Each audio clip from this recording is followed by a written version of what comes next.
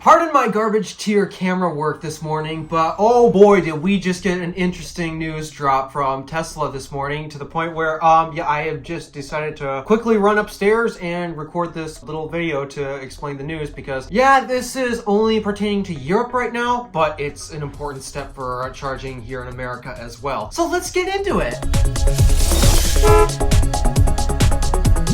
Alright, so the news that just dropped this morning at the time of recording this, Tesla just launched their first ever V4 charging station in Europe. I have no idea which country. I am trying to tell just by the looks of the flag, but I do not know my national flag, so because of that, I do not know which country or where in Europe this is located. All I know is there's currently a V4 Tesla supercharger active in Europe. It is currently charging regular Joe Schmo Tesla drivers' Teslas, and it is only going to charge Teslas as of now, as Tesla's in the process of testing out the new V4 hardware, although actually it seems mostly just like V3 hardware with updated, fancier cabinets. But eventually, once Tesla gets their testing done, they're of course going to open it to every other electric car in Europe because they all use CCS Type 2. Even Teslas use CCS Type 2 in Europe. So, because they use the same charge port, makes sense. Open it up to the public, make more money. Unfortunately, we do not have anything like this in the US, and I am trying to look for leaks and rumors about Tesla eventually launching these here in the US because, let's just say, we could really use something like that. Despite that, we got the whole Magic Dock situation on current V3s, just retrofits with CCS adapters on them. Yeah, it's not going too well for mostly CCS EVs. Now, okay, these are not so busy chargers, so generally people don't visit them and such, but the problem with if they were to say, I don't know, update their entire network to actually charge non-Tesla EVs is doing the whole Magic Dock retrofit for V3 stations right now. It is not going to go that well, and that's because the stalls are not optimized to charge non-Tesla EVs. Due to the fact that those EVs could not figure out, hey, NACS is clearly the better standard and time to switch to that, as well as they can't agree on a good location to put it, which, automakers are automakers. They're going to do things differently for the sake of being different with no advantages to them. So the V3 Magic Dock retrofits that are going on, well, at least in New York and those two stations in California, they're not going to work if, like, Tesla just decides to retrofit all the V3 stalls here in North America to support that, because there are a lot of limitations to V3 charging here in North America. Those limitations being that the charging hardware on V3 charging stations, for example, those are 500 volt chargers, not 1,000 volt chargers that you'll typically find at Electrify America or EVgo and such, because, Teslas are not the 800 volt EV architecture. They're a 400 volt EV architecture, so it only made sense for Tesla to design their proprietary chargers, once proprietary chargers, for the 400 volt EV class, and even 400 volt non-Tesla EVs are getting even their own advertised speeds due to CCS adapter limitations. So because of that, as V3 stalls just getting retrofitted with Magic Docks, that's not going to work too well here in the US. So this is primarily what V4 is going to solve. Now, all Tesla owners are like, ooh, V4, are we going to get even faster speeds? Because, we started with V1, which was 72 kilowatts no matter which stall you pick. Then we moved to V2, which is basically the same hardware cabinets. It's just one stall can pull all the power from the same cabinet, while with a V1 setup, you're only pulling half of what the cabinet's capable no matter what. From V1 to V2, we got a speed increase of nearly double, and then V2 to V3, not necessarily double, but another speed increase of close to double, but not fully double. That's just because we're approaching battery pack limitations at that point. So Tesla owners, before you think, oh, V4, we're going to get another speed increase? Nope, that is not the purpose of V4 Tesla superchargers. The purpose of V4 is to update the dispensers to actually charge more than just Tesla vehicles, because right now, V3 stalls and V2 stalls that you typically see, this type of stall here, V2 and V3, these are not optimized to charge non-Tesla EVs, and we are really discovering that as Tesla has been rolling out the Magic Dock retrofits. So the updates for the V4 are primarily to change the issues that non-Teslas are actually having at the Tesla Superchargers. So let's address the changes. First of all, and this is actually a little bit different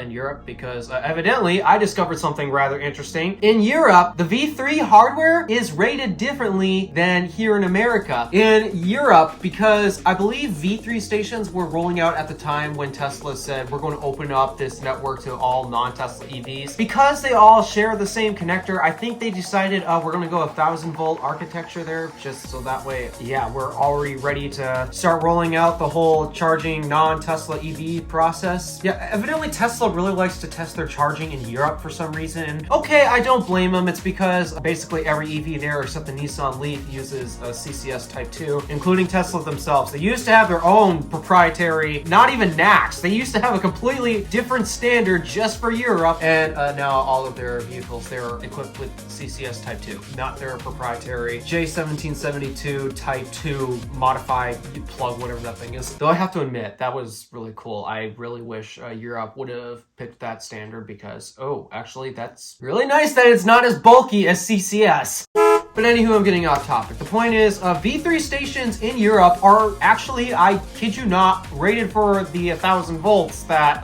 most Electrify America and EVgo chargers you'll find around here are rated to. Well, Tesla's Superchargers, the V3s here, they're 500 volts. I don't know what the discrepancy there is, but this is what I'm hearing. Europe has the 1,000 volt rated chargers for V3 already, and to my knowledge, at the site that they deployed, they're actually using V3 cabinets, which V3 charging cabinets, it's fine. It's already rated for the 1,000 volts. The only changes that were really needed were just new dispensers because they were, again, even the CCS dispensers in Europe, they were not optimized to charge non-Tesla EVs. Sure, they shared the exact same connector, the CCS Type 2, but you were still limited by the length of the cable, so depending on how the site is laid out, oh, good luck plugging that in. And for some reason, a lot of non-Tesla EVs in Europe, they also put the charge port in basically not the same place Tesla puts it, so it just makes it that much more inconvenient. So let's finally talk about the dispensers. Now, at a quick glance, if you know what V1 Tesla Superchargers look like, they look something totally completely different from V2 and V3 like we commonly see. These new V4 dispensers are basically borrowing the exact same design as the V1 dispensers, except a lot taller, and in Europe's case at least, they're equipped with the CCS Type 2 because that's what EVs in Europe use, including Teslas. They are equipped with CCS Type 2. So I imagine here in the US, we'll probably get another Magic Dock situation where we got the NACS connector that plugs into a CCS adapter. I have no idea if they're going to update the Magic Dock in the V4 supercharging stalls to actually support more than 350 amps because that's even limiting,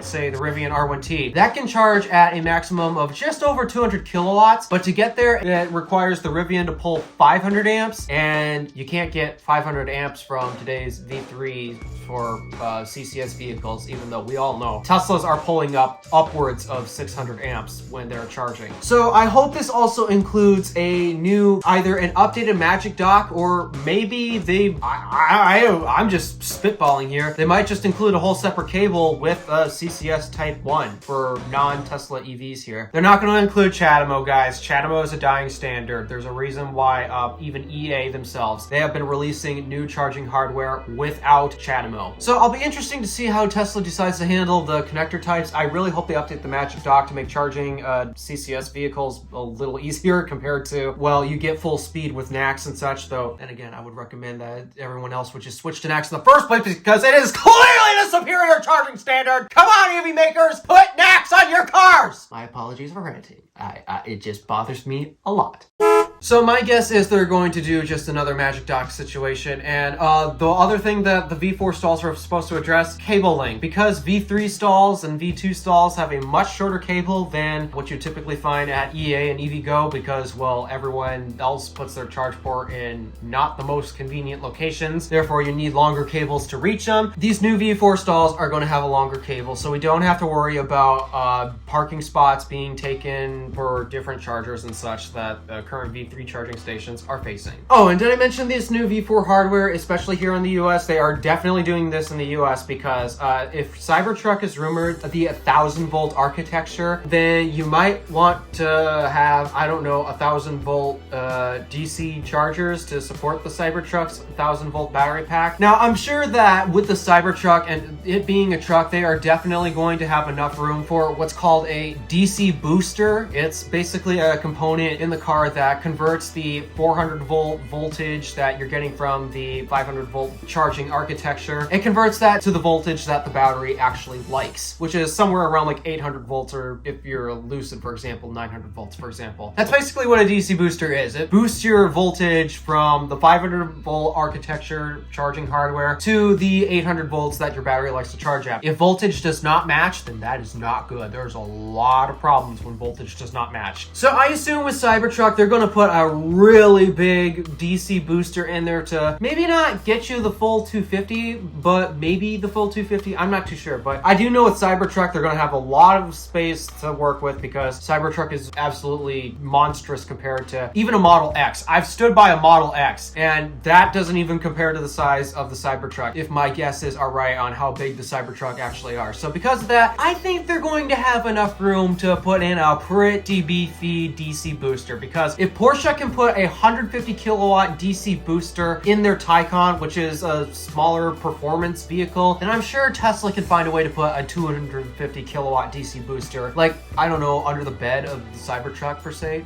Just spitballing here. But it would be nice to not have to use that DC booster in the first place. So I am positive that V4 stations are going to update to the 1,000-volt charging architecture instead of the 500 volts that currently Tesla Superchargers here in North America are still at. So yeah, let's sum this up. V4 Superchargers, they're going to include longer cables. They're reverting back to their original design language with the V1 stations, except these stalls are going to be much taller and are going to be supporting the Magic Dock. At least that's what's going on to my knowledge. And it's 1,000 volts, and basically everyone's happy. Just, we gotta wait for these to come to the US. This is only available in Europe right now. Oh, by the way, Tesla, why'd you have to redesign the CCS Type 2 handle? I loved the V3 Type 2 handle. Out of all CCS connectors out there, it is really hard to make CCS connectors actually look good. And Tesla's V3 CCS handle on V3 stations, oh my goodness, that has to be the single best looking CCS handle I've ever seen. I had to change it to something worse. Come on, Tesla. All right, that's enough from me. Thank you for watching. Do me a favor and interact with the stuff below. My name is DeWolf, Random Alpha, signing out.